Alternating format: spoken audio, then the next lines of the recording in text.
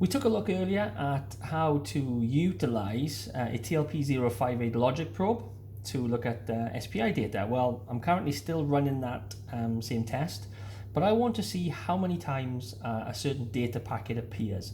And we have a cool feature called search, which I'll go through in a minute.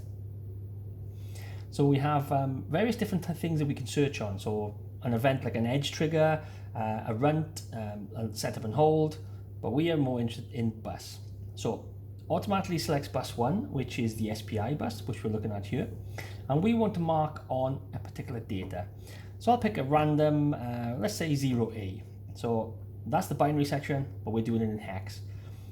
A turns from the first digit to the second digit, B selects which digit. So we're going to go 0, and then we're going to go A. So you just turn the multifunction knob, and there's 0A. Already my search is starting to produce some events. So if I open up that a little bit further, and I'll do a single acquisition, and there was no events in that particular acquisition, so let's try that again. Okay, so there's 2 acquisitions, there's 1 acquisition there. So if I can use the zoom,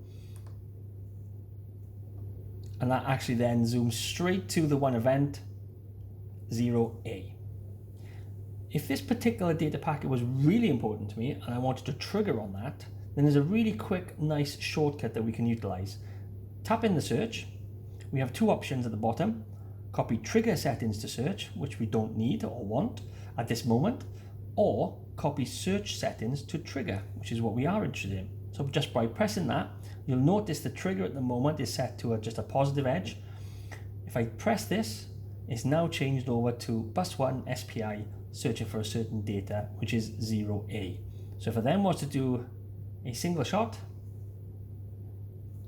as you can see there, I'll just unzoom from the previous search and I'll rezoom. Now on the trigger,